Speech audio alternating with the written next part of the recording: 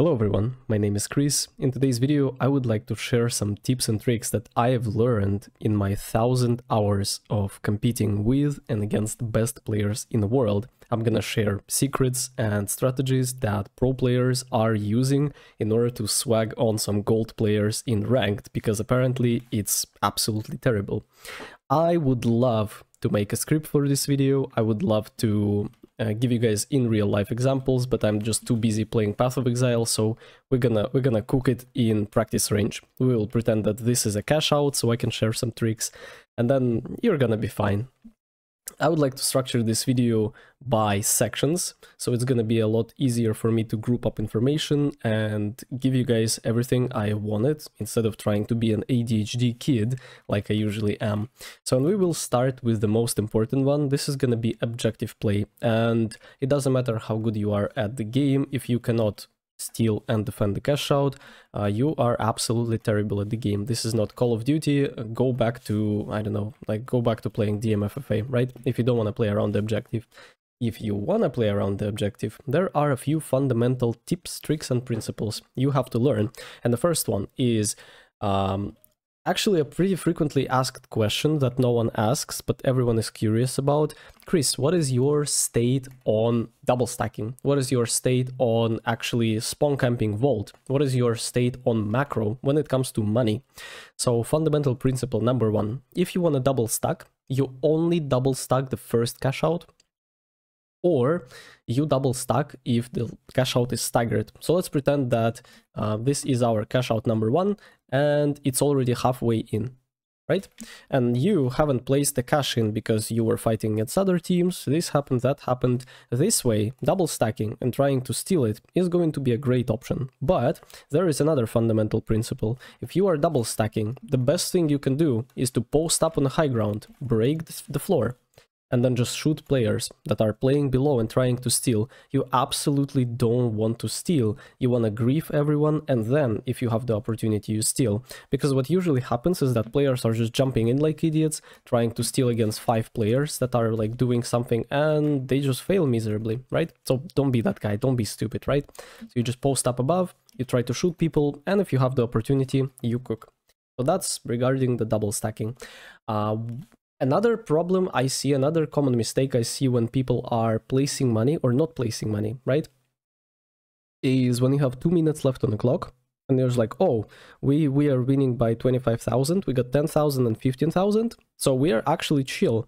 But they don't understand that opponents can actually double stack, opponents can no, double stack doesn't do anything. Opponents can actually double place cash out in both vaults in both cash outs, and you're gonna be cooked. So if there is 2 minutes on the clock, fundamentally speaking, you always want to place it. You can actually place it last second, so you're gonna have only 1 minute of overtime to like kind of do the thing. So that's regarding the money. Pretty much nothing I want to show you here. Another thing you can do is when you are tapping the money, you don't want to stay on the vault like idiots. Like 2 of your teammates should already go closer to cash out, and you just punch throw the cash to them. You go left click and then melee like this, boom, you punch throw it, it flies super freaking fast. And you want to practice it in practice range, like you jump, punch throw, and then, you know, this is gonna, I don't know why, but this is a lot heavier than it is in game. Like, yeah, this is a proper punch throw. And you throw it like this, your teammates catch it, and then you have a faster pacing when it comes to that.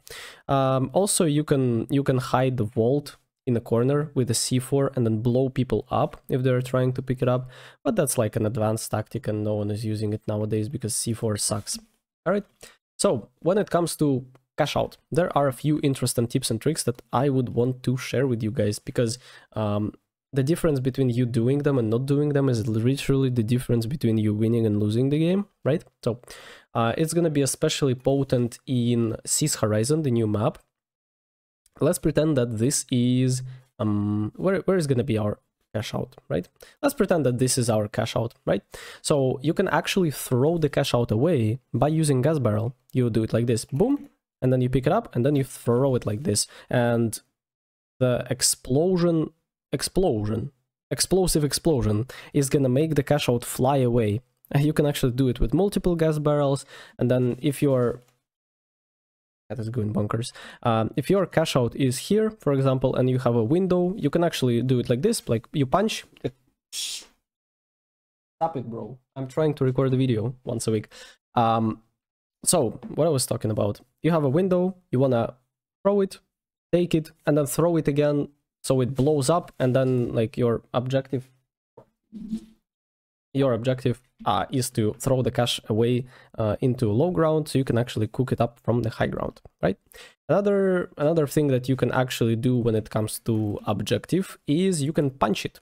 You can punch it, and the drill is to make it fall. So it was like this, and then you place it horizontally or vertically? No, horizontally. So opponents cannot actually hide behind it. This is going to be very, very important for you. And you do it by punch, wait, and then you like go in and punch. Or you can ask a friend to punch with you, and then you just like spam punch, yeah, and then it just falls down.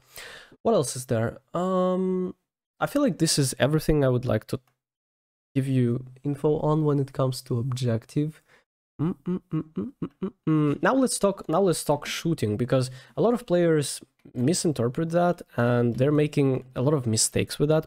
First of all, standard crosshair is one of the worst awful things that the finals team has created. I understand that crosshair overlays are banned, but you can always use the one inbuilt in your monitor if you have one, and if you don't, I don't recommend that, I don't promote that, but you can go to YouTube and check Xbox overlay crosshair. This is gonna drastically improve your ability to see enemies without experiencing visual recoil, and it's gonna make your gameplay a lot better with Lewis gun, a lot better with LH1. This advice alone is going to make you a better player instantly, simply because you will be able to see where you are shooting. Another important aspect of shoot, I don't know if it's bannable or not. Monitor inbuilt, definitely not bannable. The Xbox overlay, zero clue. You guys have to try it yourself. Another very important aspect is the fact that you want to first aim at a person and then start shooting, because I see this so many times like this. What the hell is that, bro? You spent 7 bullets doing nothing. What is that, man? Like, first of all, right, you need to stop, aim, and then shoot, so you can have a perfectly great one clip. Another important thing is that when you are missing your spray, no need to spray like this, like, oh, I'm gonna track him. Bro, stop and readjust. This is another important aspect. Like, you shoot, you start missing, stop for a second. Op. No, that was terrible. But that's, you understand what I'm talking about. Like, you are shooting, op, I'm overflicking, stop, and then like readjust your crosshair. Maybe do this, right? So this is gonna be very important. I'm trying to give you some unobvious tips, but it's gonna come down to you fundamentally not making mistakes, and the more advanced tips there are, less mistakes you are making at first. So what's the point of me teaching you advanced algebra if you don't know how to use, I don't know, multiplication, right? So these are like the bare principles, bare minimum that you have to know. Another important tip is that you need to be warmed up when you're playing the game. Like, stop queuing like an idiot and losing first 3 games because your hands are cold, because, I don't know, something is happening, and then you just don't feel your mouse, there is no eye-hand coordination. Like, you have to, you know, spend like 5 minutes. By the way, I just realized that this skin is absolutely atrocious because there is a spinning thing in my face. I never noticed it because I was too hyper focused on, you know, killing people.